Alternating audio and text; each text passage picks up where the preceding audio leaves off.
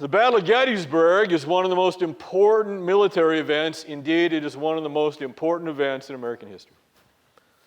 The battle had turned out differently. Most likely, the secessionists would have made good on their bid to build their own separate nation called the Confederacy. This would have had dramatic consequences for the history of the United States and the history of the world, given the events of the 20th century. And so, this lecture leads up to the Battle of Gettysburg.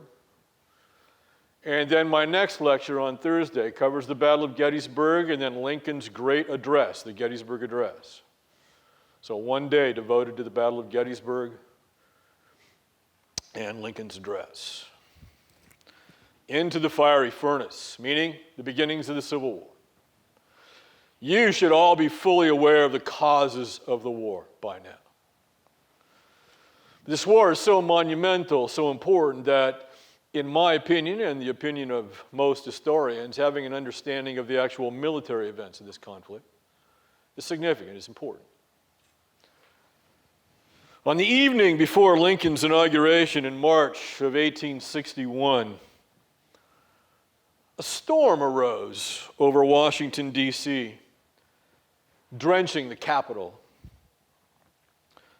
But as morning came, the weather cleared. The coming fury, the coming man-made storm would not die so quickly. The man from Illinois was about to become president of something, but a precise definition was lacking. President of what? What kept the country's attention centered on what Lincoln would say that day in his inaugural address was the hope that he might bring clarification to that question. President of what? For good or ill, the day was likely to be a turning point in American history. This day came about because the Republican Party, Lincoln's party, the Republican Party of today, was opposed to the expansion of slavery into the territories. And that party was so popular in the North, and the North was so populated, that it didn't matter what the Democratic Party did. It was not strong enough to win this election. Secession. Within weeks of the presidential election, now not the inauguration, but the presidential election the previous November, 7 southern states had seceded from the Union, not even waiting to hear what the new president said in his inauguration. South Carolina, along the home of secession and hatred for the federal government, was the first. And then other states of the Deep South, Mississippi, Florida, Alabama, Georgia, Texas, seceded from the Union. Now, I'm not going to ask you on a multiple choice question which were the original 7 states to secede, so don't bother writing it down. But know this, these are the states of the Deep South, the most southern states. And again, the farther one goes south, the more determined the people there are to hold on to their slaves and to hold on to slavery. Just as the farther one goes north, the opposite. There's a lot of inter-movement and even intermarriage in the so-called border states and the middle states, and so the opinion is less committed in those states. So it's not black and white. There's black, white, and gray in the middle. See? Why had these southern states seceded without even waiting to hear what Abraham Lincoln was going to say in his inaugural address? James McPherson, whom you have read and will read some more, is easily our finest Civil War historian of this generation, my generation. And he argues that the South seceded in order to protect slavery, which was the backbone, pun intended, of its economy, but not only that, of its culture. So slavery was the basic or long-term cause of the war. Now, it's important to point this out because, as I've said in previous lectures, for 2 generations throughout the majority of the 20th century, historians forgot the cause of this war.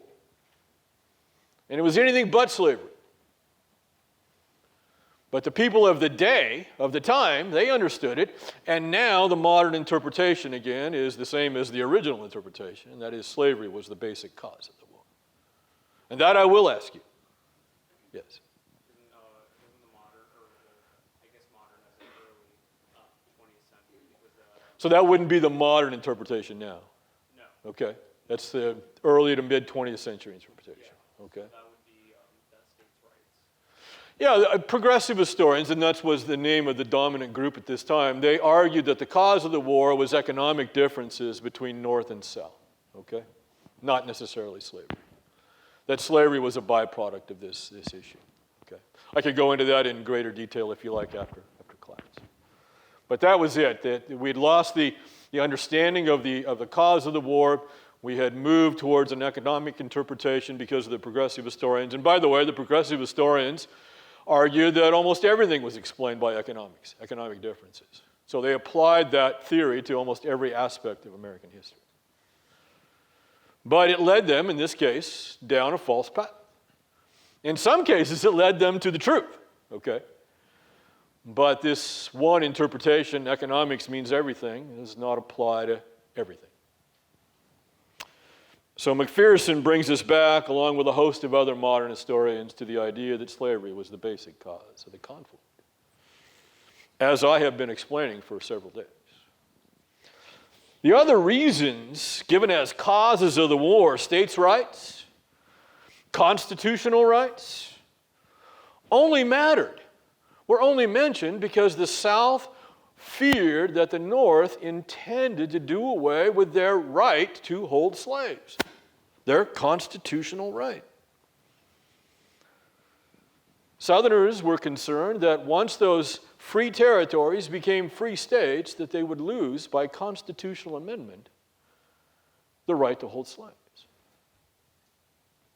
But few Americans believed that these 7 seceded states of the Deep South could make an effective nation. There was not enough power there, not enough people, not enough manufacturing.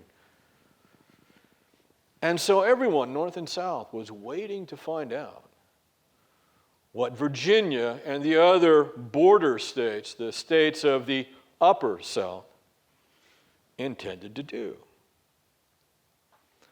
And Virginia was waiting to hear from the president-elect. They were waiting to hear the inaugural address. But Lincoln's speech could not achieve the impossible. As a state paper, it was excellent. It contains moving passages, soft words of conciliation for Southerners, closely reasoned appeals for forbearance and understanding and unity, for brotherhood. And these would have no impact. Why? If Abraham Lincoln could not do with words, no one could do this with words. We've never had a president more eloquent with words, and probably never will. Words couldn't do it. What Lincoln had to say had no effect because he refused to give up the principle of no extension of slavery into the territories. And Southerners knew that unless they got him to give that up, someday they would lose the right to hold slaves. And they were not willing to go there. So this was not a war in which the two sides misunderstood each other. Not at all. They understood each other absolutely clearly, and they just disagreed. Lincoln argued that secession was illegal, ruinous, And in the long run, it was not even physically possible because the great Mississippi River, this great artery, flows from the north to the south, binds us together. And so he considered the Union unbroken, no matter what the Southerners said. And he promised in his inaugural address to act on the assumption that the states that said they were out of the Union were eternally in it. And so he said, the power confided to me will be used to hold, occupy, and possess the property and places belonging to the government of the United States. The places that belong to the federal government run throughout the Union, north and south. All the military forts, all the naval installations, and all of the United States post offices in every town and village. Those belong to the federal government. They are manned by federal employees. And Lincoln says, I'm holding on to them. He hoped to do all that he proposed to do without having any trouble. I'm going to go about my business as the constitutionally elected president, hoping there's no trouble. And if there was going to be trouble, you Southerners are going to have to start it. But he, Abraham Lincoln, would stand on this position between Canada in the north and the Rio Grande in the south. There is one union, and he is its chief executive.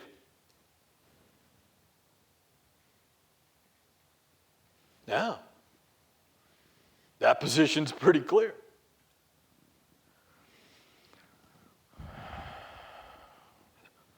As far as the South was concerned, they don't want a war.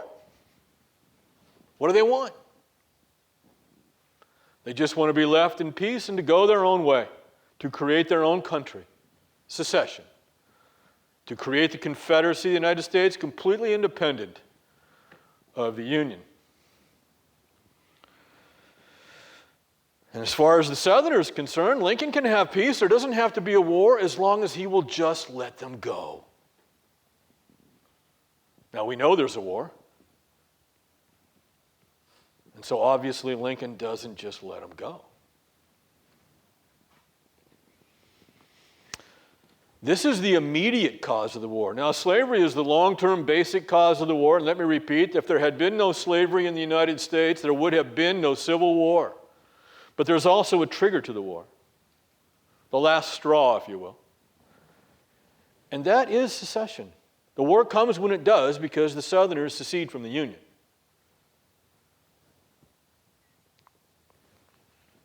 And so the immediate cause of the war was that the South had seceded and Lincoln would not let them go. So this sounds like a very complex multiple choice question, doesn't it? You have to understand this. But if you do, this is rewarding. Understanding something complex and as central to who we are as a people as this is good.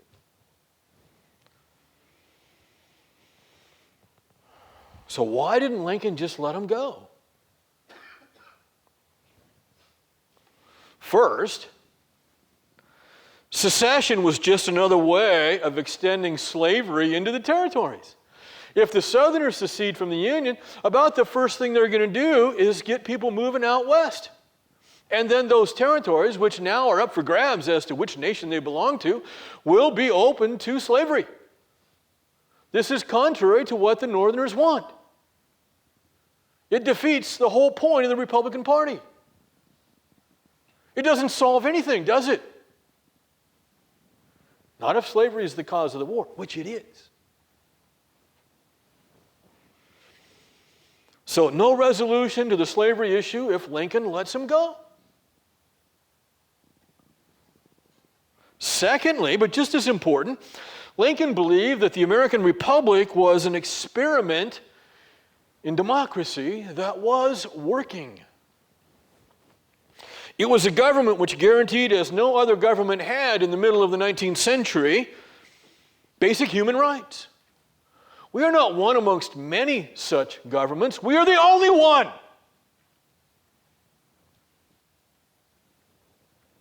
And if our government is destroyed, then who amongst the world's people would try this again?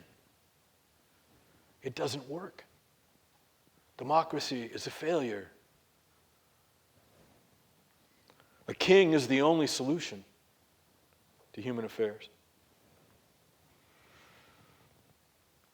No, the South was about to demonstrate, if they have their way, that democratic government could not hold itself together.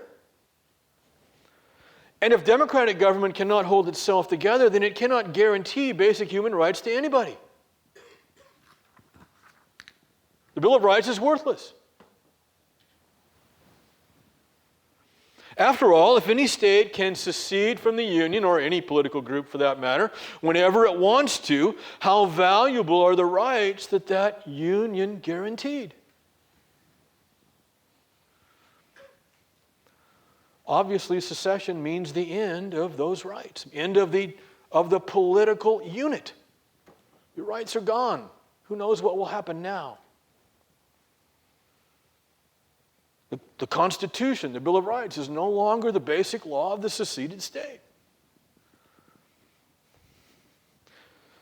In addition, there was no guarantee that any seceded state would continue to observe democratic practices.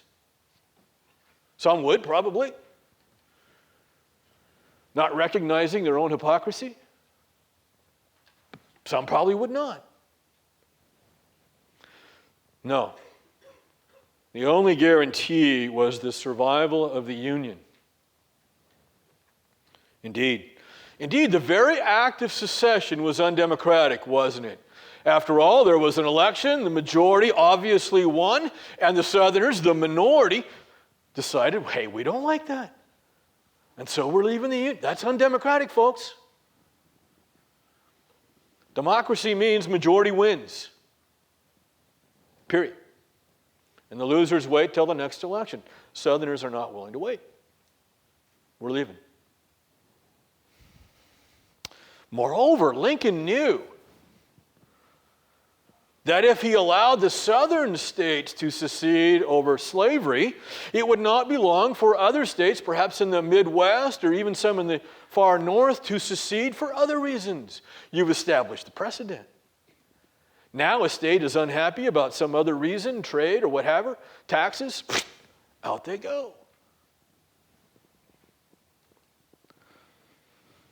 He also knew that these states, especially the ones out west, would soon fall to fighting amongst themselves over slavery in the territories, over trade along the Mississippi River. You've got these different states out there, all of them running their own affairs, and now one state decides to put a tariff or a toll on trade coming by on the Mississippi, you see, to control that trade. Another reason for war. One state decides to take over another state. We like your territory. We want to add to our territory. You can see chaos. You can see war out west. So Lincoln decided that the future of democracy, the eventual end of slavery, and ironically, the peace of North America, as I've just described, depended upon the survival of the Union and waging a war for all these things with the Southerners. That's why I said, ironically, the peace of North America depends upon war. Having finished the inaugural address, Lincoln turned to Chief Justice Roger Taney, whose Dred Scott decision had done so much to bring on this conflict, the divide in the country. And he received the oath of office. Very quickly after this now, Virginia, Arkansas, North Carolina, and Tennessee seceded from the Union and joined the other 7 southern states. So 11 altogether. Kentucky, border state, would have seceded, but Lincoln held it by force. And Maryland, which surrounds Washington, D.C., and is across the river from Virginia, another southern state, also was held in the Union by military force. Had to. Otherwise, Washington, D.C. is cut off from the north. It's a southern city.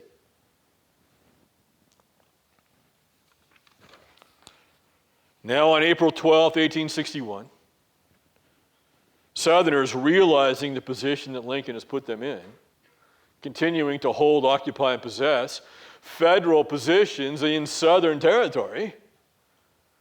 If you're going to be a free and independent nation, you can't tolerate the occupation of your territory by a foreign foe. And so Southern forces fired on the Union-held Fort Sumter in the harbor of Charleston, South Carolina. And so now you have actual fighting, Fort Sumter. On April 15th, the president declared these 11 states that had seceded from the Union to be in open rebellion against the lawfully elected government of the United States. The Civil War had begun.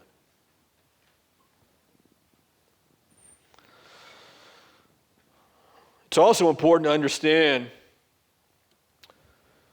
that both sides were revolutionary. In subsequent decades, it's obvious the Southerners were engaged in a revolution, right? Against the United States, against the Union. So the Southerners are revolutionary in that sense. They even claimed the heritage of the Founding Fathers in their revolution against Great Britain. Similar ideals at stake. So there's no argument about that. What people miss is that the North is also revolutionary. And that's why I had you read McPherson's chapter, The Revolution of 1860. Most of you did well on that. Most of you paid attention to the title. What was the Revolution of 1860? Well, most of you got it right, so I know you guys are just shy. The election of Abraham Lincoln. The Revolution of 1860 is the election of Lincoln. The first Republican president, the first president who is committed to the ending of slavery. That's a revolution in thought in the North. That could not have happened before 1860. That could not have happened before the abolitionist crusade. That could not have happened before the Second Great Awakening. That it does happen is a revolution of thought. If that had not happened, there would have been no reason for the Southerners to engage in their own revolution, the secession of 1860-61, right after the election. See? So both sides are revolutionary. You see, the Northerners want to have a revolutionary change in the political, constitutional structure of the United States. They're determined to end slavery. Gradually, granted, but end it. Make no mistake. And the Southerners understood that.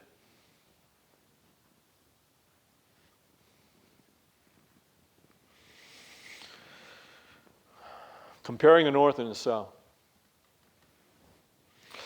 In warfare, victory is made possible by more than courageous soldiers, although those are essential. A comparison of the two sides reveals the North had several advantages over the South. So much so that one would think that this would have been a relatively short war. It is not.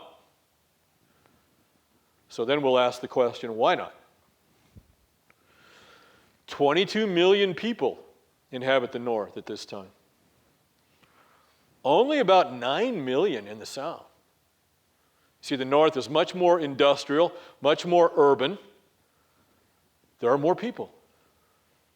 Well over 2 to 1. And of the 9 million people who live in the South, 3.6 million of the 9 million are slaves, never used as soldiers in the conflict.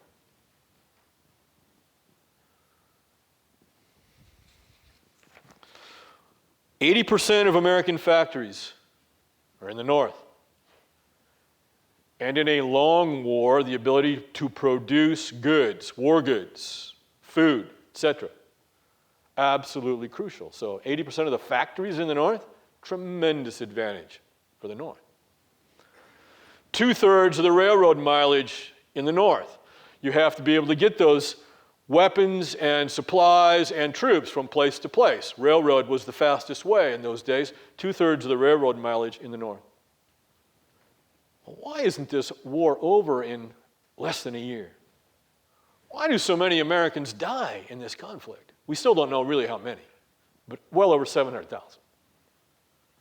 Well, two things clearly stood in the South's favor.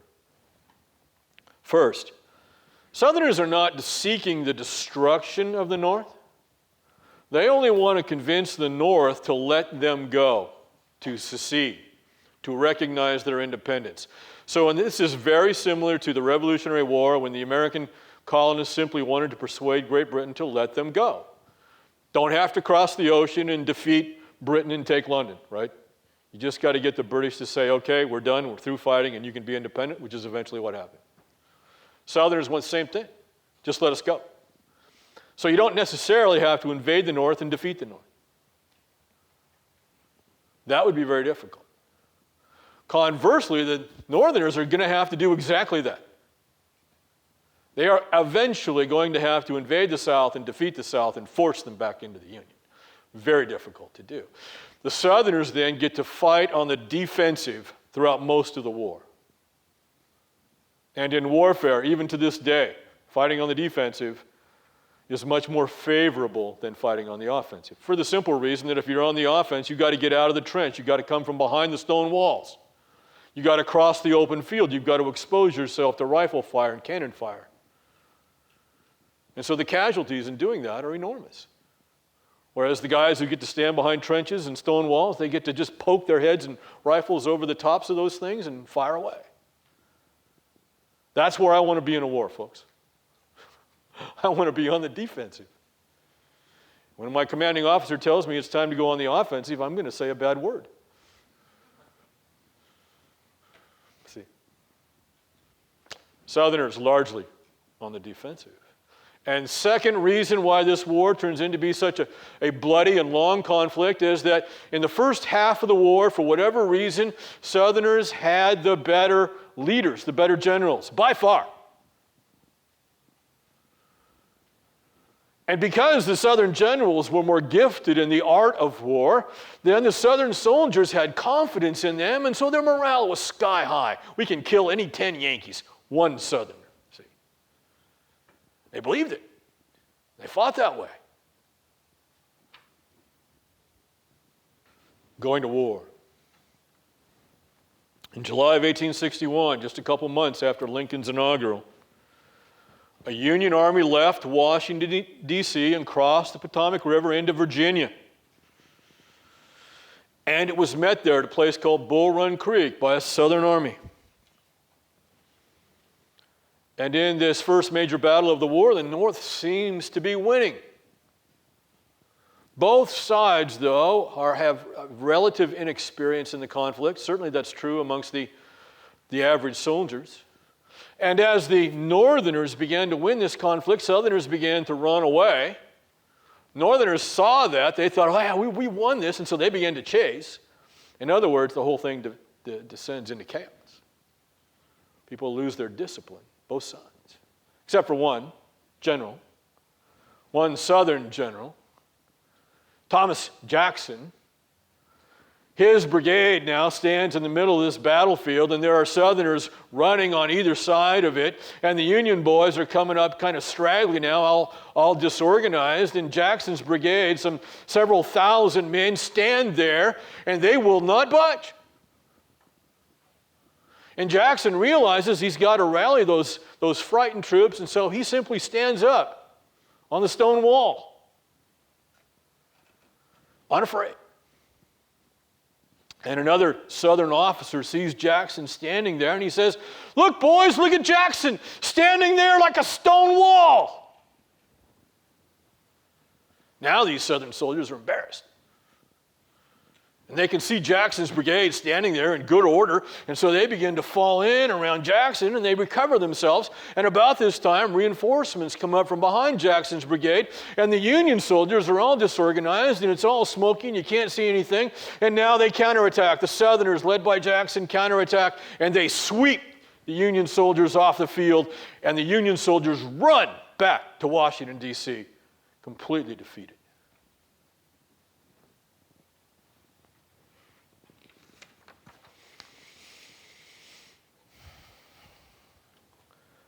And so now people who thought that this was going to be a short war, one side would win a battle. Clearly the Southerners have won first Bull Run, but the Northerners don't give up. They don't say, well, you can just go ahead and have your own country. It's going to be a long war. After the Battle of Bull Run, a Virginian by the name of Robert E. Lee was placed in command of the Army of Northern Virginia. The Army of Northern Virginia implies that there must have been dozens of Confederate armies all across the South. Southern Virginia, Central Virginia, Northern Carolina. You get my point? So it's inappropriately named.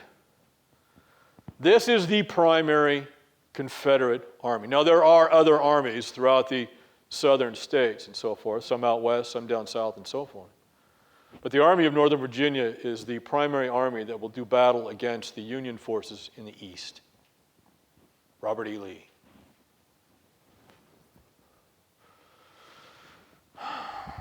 Lee was a member of a distinguished American family.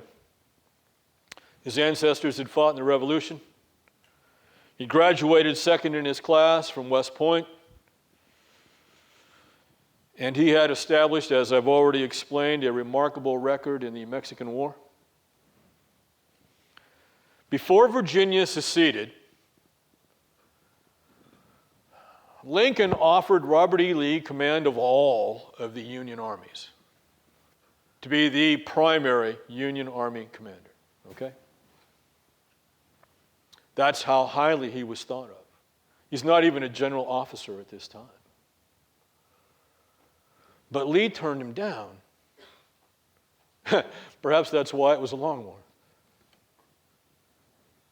Lee turned him down, saying that he could not raise his sword against his family and his native country, by which he meant the state of Virginia, which is how people thought in those days, especially Southerners. And so Lee resigns from the Army, the Union Army, and he goes home to Virginia. And now Jefferson Davis offers him command of the Army of Northern Virginia. In 1862, Lee brilliantly defended the South. Numerous attempts to invade the South were all beaten back by Robert E. Lee, at least in the East. Now, in the summer of 1862, well after a year of war, he decided to threaten the northern capital. What if a Confederate army crossed the Potomac River, crossed into Maryland, north of Washington, D.C., and won a victory there and thus cut off the northern capital? Might that not bring an end to the war? It might. In addition, such a victory might cause foreign countries like Great Britain and France, who were dependent upon southern cotton for their factories, to recognize the South as an independent nation and then come to the aid of the South. So far, they had not done that. So Lee has two goals for giving up the defensive strategy and crossing the river and invading an offensive strategy, Maryland. On September 17th, 1862, the two armies clashed at a place called Antietam Creek. This battle was the bloodiest single day of the war. And as the film Glory opens, what you see is this battle at Antietam and its remnants, its results. Badly outnumbered, and Lee was always badly outnumbered. Lee's army fought tenaciously at Antietam. Neither side gained ground, but casualties were so high on both sides that Lee was eventually forced to retreat, to go back across the river and back into Virginia. He does not win the victory at Antietam that he had hoped for. He doesn't cut off Washington, D.C., and he doesn't get foreign recognition. He retreats. Meanwhile, Union General George McClellan, who was in charge of the Union forces in this battle, his army is also, at least in his mind, so shot up that he cannot chase Robert E. Lee and hopefully then finish him off as he's trying to cross the river. That's what Lincoln would have preferred, but that does not happen. Emancipation. The summer of 1862, a little over a year into the war, is an enormously important summer, politically. In the first year of the war, Lincoln's purpose in fighting the war was to put the Union back together with slavery intact. This is what is so confusing. Let me repeat that. In the first year of the war, Lincoln's purpose in fighting the war was to put the Union back together with slavery intact. He did not intend in this first year, year and a half of the war to abolish slavery as a war goal. What is the Republican Party's position on slavery? That it would not be allowed to be taken into the Western territories, that those territories will become free states. Those states then will someday vote for a constitutional someday.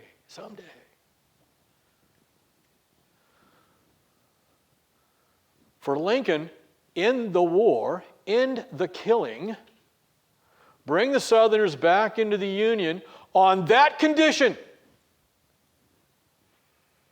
War over.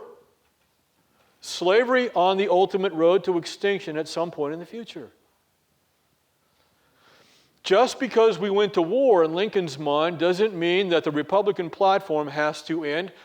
Perhaps the Southerners will come to their senses and we can get back together on that basis. Lincoln is going to fight the war for a year and a half, not hoping to end slavery in the Southern states, but to put the Union back together on the condition that slavery would be gradually ended, as already explained. That's not that hard to understand. Really? It's not. And I'm not critical of you, I'm critical of historians who couldn't figure it out in spite of the fact of all the documents they have to work with. And they got lost with all the other causes.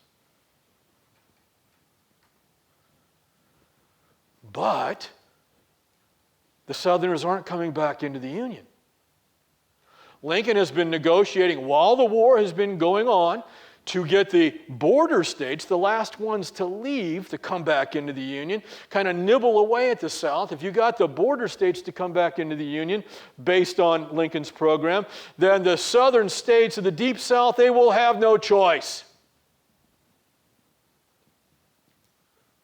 But it doesn't work. None of those middle states, those border states, are willing to come back into the Union on Lincoln's terms. No. What's left now? Well, obviously a negotiated peace on Republican terms is not going to work. The only way to win this war now is to win the war, which means defeating the South, which means the armies have to invade the South. They have to go down there and win a victory. They have to literally free the slaves by breaking their chains. You see? So now the war changes, not in terms of its ultimate goal. The ultimate goal was always to end slavery. It was only a question of when. Was it going to be immediate? Or was it going to be gradual? So now Lincoln gives the Emancipation Proclamation. He waits until after the Battle of Antietam, which was a, quote, Union victory. And then he tells the Southerners, you have 3 months, January 1st, 1863, to come back into the Union willingly. He hasn't quite given it up yet, see? But on January 1, 1863, any state still in rebellion, I automatically free their slaves. Yeah. That's the Emancipation Proclamation. Now the Southerners are all going, ha! Because Lincoln has to do what in order to make that Emancipation Proclamation mean anything? Yeah, he's got to go down there and literally free the slaves by force. Okay? And the Southerners are saying, just you try. We're waiting. Yes.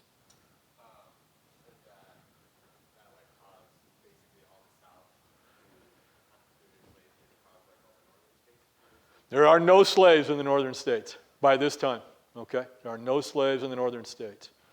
It does cause Lincoln some problems in the north because some of the people in the north weren't ready to go abolition yet. They didn't want to make the war about abolition. They wanted to make it about union still. See? So there's a problem there. But many in the north were absolutely excited over what Lincoln had done. See, abolitionists for one, see, Frederick Douglass and so forth. But yes, now the war is about winning a military victory in the South, and Lincoln knows he's going to need some help to do that. Where's he going to get the soldiers to do that? So not only is he going to free the slaves, he's going to start creating black regiments, black soldiers. No black soldiers halfway through the war yet, okay? Not yet. So now, in the summer of 1863, black soldiers, black regiments, the early ones, will begin to fight in the war, you see. And that's what the movie Glory is all about, is the use of black soldiers. Eventually, almost 200,000 black soldiers, 200,000 will fight for the North.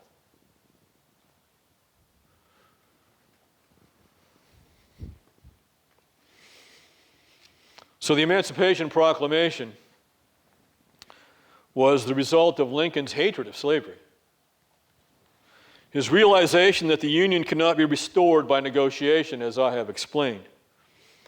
And then his hope that the freed slaves, as they're gradually enslaved, that those slaves, many of them will join black regiments in the Union Army and fight for the freedom of their families. Chancellorsville. After Antietam in September of 1862, Lincoln was thoroughly exasperated with McClellan. He eventually replaced McClellan as the leader of the Army of the Potomac with a general by the name of Joe Hooker, who attacked Lee at Chancellorsville after the winter of 1862-63. He attacked at Chancellorsville in May of 1863. And this was, unfortunately, another enormous Southern victory. Hooker was not the man. Lee's victory at Chancellorsville was primarily due to his absolutely brilliant field strategy. And if this were West Point, then I would teach you the field strategy that Lee used at Chancellorsville, but it's not. But after the Battle of Chancellorsville, when it looked like several Union armies were closing in on Robert E. Lee, and he defeated each one of them, news of Lee's victory at Chancellorsville spreads through the South that May, and Robert E. Lee is only slightly less esteemed than the Lord Jesus Christ himself. But the South paid a terrible price for Chancellorsville. General Stonewall Jackson, Lee's right hand, his hammer, was killed at the Battle of Chancellorsville. Ironically, not by a Union bullet, but by a Southern bullet, a Southern sentry fired on Jackson's detail as he's coming back from a scouting trip. And the bullet hit Jackson in the arm. Summary. So the South seceded from the Union primarily to preserve their right or freedom to hold slaves.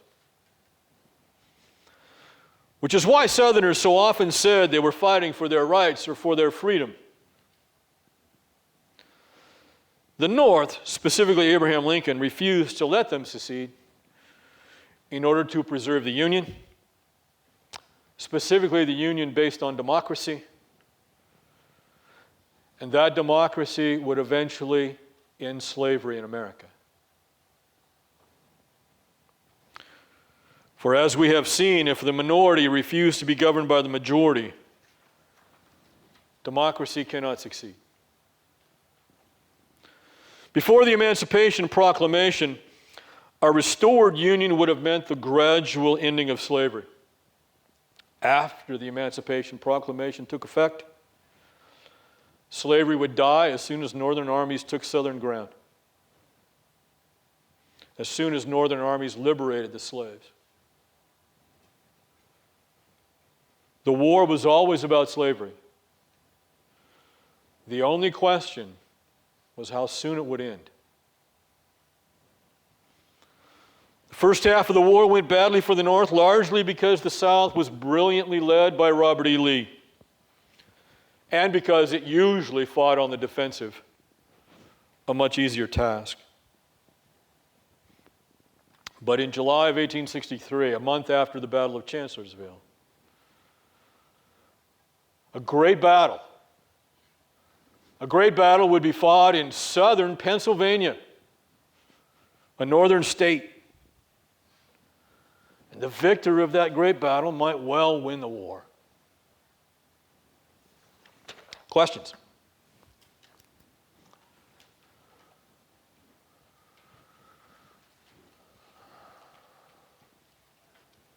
Do you think if Jackson lived that the war would go on? Yeah, had Jackson not been killed at Chancellorsville, the chances that the Southerners might have been victorious at Gettysburg a month later increase, in my mind, exponentially. Can't say what would happen for sure, but Longstreet took over Jackson's command as Lee's right-hand man, and Longstreet was a fine general, but he was not Stonewall Jackson. Yes?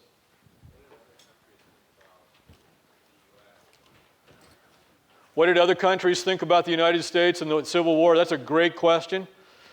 The British would love to have helped the South and get cotton. The British decided to cultivate cotton in their colony of Egypt at this time, which is why even today Egyptian cotton is highly prized. But they well knew that the people of Great Britain were opposed to slavery. And so it was difficult for British leaders on economic grounds to side with the South when the people of their own country would have been had difficulty with that. Okay? Great question. So the British and the French, for that matter, never do come in on the side of the Southerners as much as Southerners hoped they would someday. Anybody else? Any other questions? All right. God bless you. See you Thursday.